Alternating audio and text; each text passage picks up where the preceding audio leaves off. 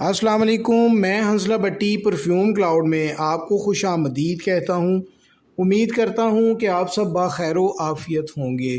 آج کی ہماری ویڈیو کا جو ٹاپک ہے وہ ہے کہ پرفیوم بنانے کے لیے بیسک را مٹیریل کون کون سا ہوتا ہے۔ ابھی تک آپ نے اگر ہمارا چینل سبسکرائب نہیں کیا تو برائے مہربانی ہمارا چینل سبسکرائب کر لیں تاکہ ہماری آنے والی ویڈیو سے آپ مستفید ہو سکیں۔ آئیے بات کرتے ہیں آج کے ہمارے ٹاپک کے بارے میں۔ پرفیوم بنانے کے لیے بیسک را مٹیریل یعنی وہ چیزیں جو ہر پرفیوم کے لیے ضروری ہوتی ہیں۔ اگر آپ پرفیوم میکنگ سٹارٹ کرنا چاہتے ہیں تو یہ ویڈیو آپ کے لیے کمپلیٹ گائیڈ ہوگی۔ آئیے اس ویڈیو کی انڈیکس یا چیک لسٹ پہ نظر دوڑا لیتے ہیں۔ نمبر 1 پرفیوم آئل یا اسینشل آئلز۔ نمبر 2 الکوہل یعنی ethanol. Number 3 fixatives. Number 4 solvents. Number 5 distil water اور number 6 bottle and mixing tools. آئیے ہم ڈیٹیل سے ڈسکس کرتے ہیں perfume oil and essential oil کی۔ پرفیوم کا سب سے امپورٹنٹ حصہ پرفیوم آئل یا اسینشل آئلز ہوتے ہیں۔ یہ آئل یا تو نیچرل ہوتے ہیں جیسے rose oil, sandalwood oil, citrus oil, یا پھر سینتھیٹک جو اسپیشلی لیب میں بنائے جاتے ہیں۔ اسینشل آئل نیچرل ہوتے ہیں لیکن ہر وقت سٹیبل نہیں رہتے، اس لیے پرفیوم انڈسٹری میں زیادہ تر فریگننس آئل یوز ہوتے ہیں جو سٹیبل اور لانگ لاسٹنگ ہوتے ہیں۔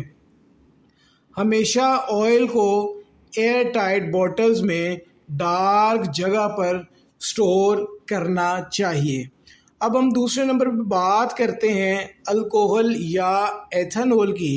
تو پرفیوم کو ویئریبل بنانے کے لیے ایتھنول استعمال کیا جاتا ہے۔ یہ کلیئر آئل وولٹائل لیکوڈ ہے جو فریگرنس کو اسکن پر ایزیلی سپریڈ کرتا ہے۔ ایتھنول کی کوالٹی پرفیوم میکنگ میں بہت میٹر کرتی ہے۔ فوڈ گریڈ یا پرفیومری گریڈ ایتھنول ہی بیسٹ ہوتا ہے۔ پرفیوم آئل کو ڈائلیوٹ کرنے کے لیے ایتھنول کی ریشو پرفیوم ٹائپ کے حساب سے سیٹ ہوتی ہے، جیسے EDP، EDT وغیرہ وغیرہ۔ فکسیٹیوز۔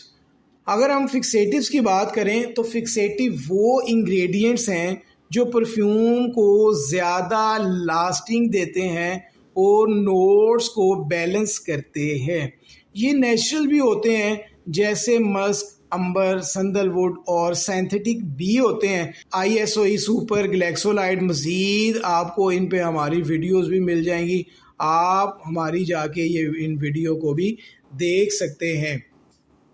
لائٹ پرفیوم میں سافٹ فکسیٹیو اور ہیوی پرفیوم میں اسٹرانگ فکسیٹیو یوز کیے جاتے ہیں اور ریکمینڈڈ بھی یہی ہیں۔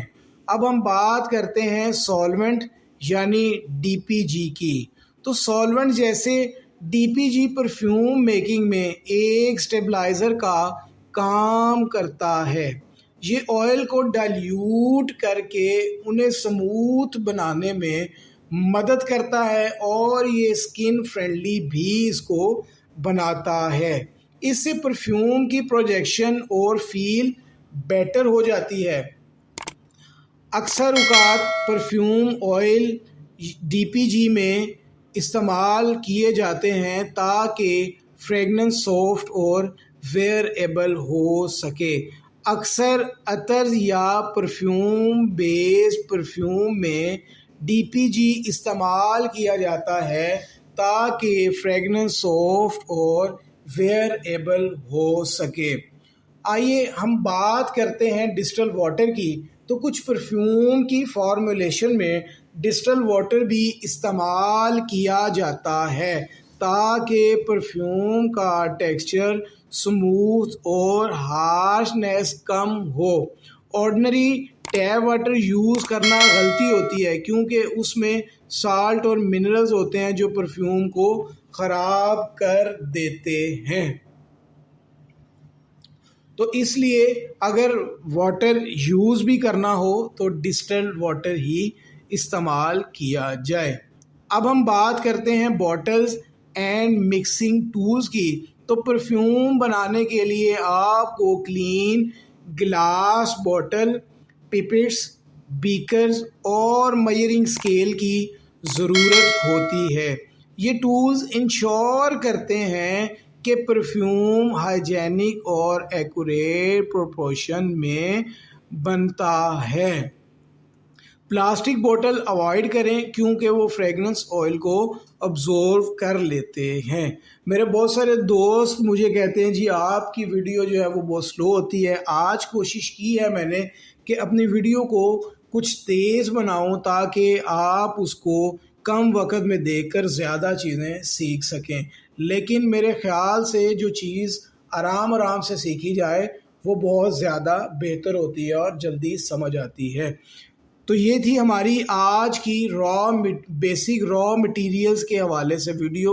یہ ویڈیو آپ کو کیسی لگی ضرور کمنٹس میں بتائیے گا، اور ہم بہت جلد پرفیوم بنانا سیکھیں گے، لیکن میں سمجھتا ہوں پرفیوم بنانا سیکھنے سے پہلے جو چیزیں ضروری ہیں وہ آپ تک پہلے پہنچا دوں تاکہ کسی بھی چیز کی آپ کو یہ نہ ہو کہ جب سیکھ رہے ہوں تو وہ آپ کو پتہ نہ ہو، تو کوئی بھی چیز ایسی نہ رہے جس کی انفارمیشن آپ کے پاس نہ ہو۔